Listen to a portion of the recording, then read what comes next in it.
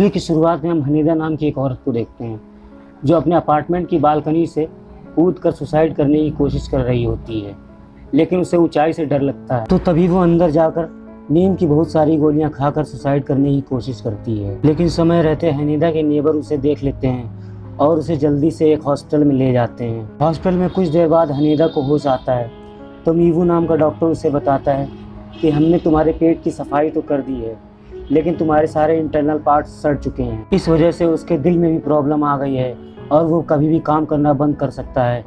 तो हनीदा पूछती है वो कितने दिनों तक जिंदा रहेगी। तो डॉक्टर मीवू उसे बताता है कि वो कभी मर सकती है, आज, कल या 2 दिन बाद, मतलब कुछ दिनों के अंदर उसका मरना तय है।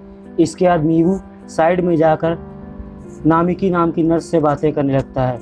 वो दोनों एक दूसरे से पूछ रहे होते हैं कि हनीदा ने ऐसा क्यों किया होगा। वो दोनों बोलते हैं हो सकता है ऐसा उसने अपने पति की वजह से किया हो। फिर कुछ देर बाद मीवू हनीदा के पास जाता है तो हनीदा उसे अपने पति जेंगवॉन के पास ले चलने को बोलती है। हनीदा का पति भी इसी हॉस्पिटल में भर्ती था, वो पैरालाइज्ड हो चुका था। इसके बाद मीवू हनीदा को जेंगवान के पास ले जाकर छोड़ देता है। तभी हनीदा अपने पति जेंगवान की तरफ देखती है और कहती है बहुत दिन हो गए हम दोनों इंटीमेट नहीं हुए हैं, बस अब और नहीं। और ऐसा कहने के बाद वो अपने पति को सीड्यूस करने लगती है। लेकिन हम देखते हैं कि जेंगवान को इससे कोई फर्क नहीं पड़ता, वो बस जिंदा लाश की तरह पड़ा होता है। इसी दौरान अब कहानी फ्लैशबैक में चली जाती है और हम देखते हैं कि हनीदा अपने पति जेंगवान के साथ कितनी खुश रहा करती थी। उसका पति इसी हॉस्पिटल में सीनियर डॉक्टर था और उसका काम अच्छे से चल रहा होता है। फिर हम नामिकी को देखते हैं जो एक कोने में सिगरेट पी रही होती है।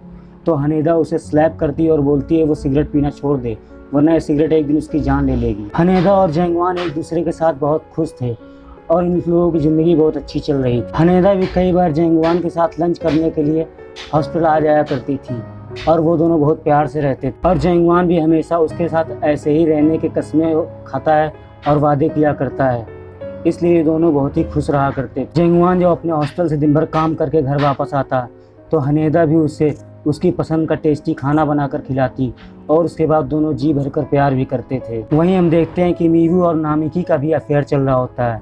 ये कभी भी मौका देखकर लिफ्ट में इंटीमेट हो जाते हैं। अब एक सुबह हनीदा जेंगवान के लिए बहुत प्यार से उसकी फेवरेट डिश बना रही होती है, लेकिन जेंगवान को किसी इमरजेंसी काम से हॉस्पिटल जाना पड़ता है तो वो उसकी बनाई हुई डिश नहीं खा पाता। अब हनीदा को आइडिया आता है कि वो हॉस्पिटल जाकर जेंगवान के साथ ही लंच करेगी। वह हम हॉस्पिटल में जेंगवान को देखते हैं जो अपना काम ख़त्म करता है और नामिकी के पास जाने लगता है और जेंगवान नामिकी के साथ इंटीमेट होने लगता है।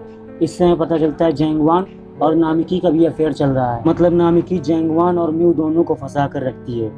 लेकिन जब ये लोग अपना काम कर रहे होते हैं तो वहाँ पे हनीदा आ जाती है और ये सब देख लेती है। उसे अपनी आंखों पर यकीन नहीं हो रहा था कि जेंगवान उसके साथ ऐसा कैसे कर सकता है और वो घर चली जाती है। और हनीदा सोचने लगती है कि वो किस तरह से उससे बदला ले, क्योंकि उसकी प्यार की कदर ना करते हुए उसने उसके साथ धोखा किया है। अब हनीदा को आइडिया आता है कि वो खाने में जहर देकर जेंगवान को मार देगी। जेंगवान शाम को जब ऑफिस से घर आता है तो वो बताता है आज ऑफिस में बहुत काम था, इसलिए उसे लंच करने तक का टाइम नहीं मिला। उसे बहुत जोरों की भूख लगी है तो प्लीज़ खाना लगा दे। हनीदा ने पहले ही खाना लगा के रखा था तो जेंगवान जल्दी से खाना फिनिश करने लगता है। लेकिन इसी दौरान हनीदा जेंगवान के साथ एक आखिरी बार इंटीमेट होना चाहती है, क्योंकि हनीदा को पता है कि इसके बाद तो जेंगवान मरने ही वाला है।